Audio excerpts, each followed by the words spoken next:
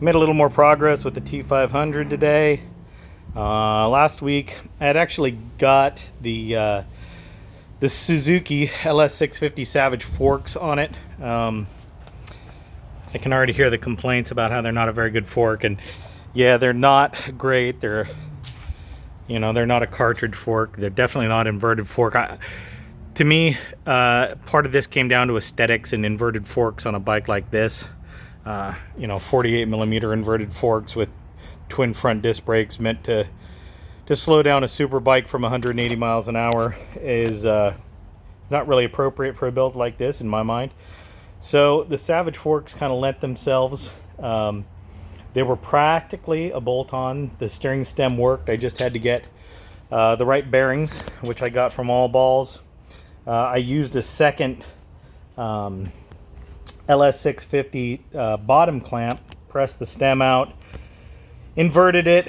I milled off the stops and mounted up my speedometer, tachometer. I put the forks, or excuse me, the clip-ons above the bar. There were some extra forks sticking up there, and it kind of lent itself to that. I'm not sold on what it makes the bike look like. I kind of like the clip-ons below the top clamp, but for now that works. There are ways to shorten these forks, so maybe I'll do that in the future. But overall, yeah, I'm pretty stoked with how far it's come. Still a ways away from being able to ride it, unfortunately. Ordered a new headlight. So Rika was a company that made street tracker parts to convert Suzuki Savages into street trackers, and that's the big brake kit. A buddy of mine acquired that for me. It's an R1 caliper, special bracket, and then a special rotor, and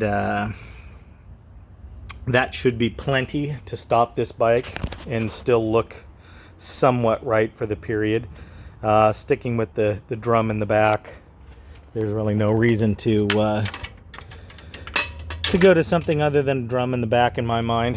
Not for a bike like this that'll never see the track or anything. So, and it's firing up. Been running more this afternoon than it ever has. It likes choke. I still don't have that all figured out yet. Still not completely idling. Getting there.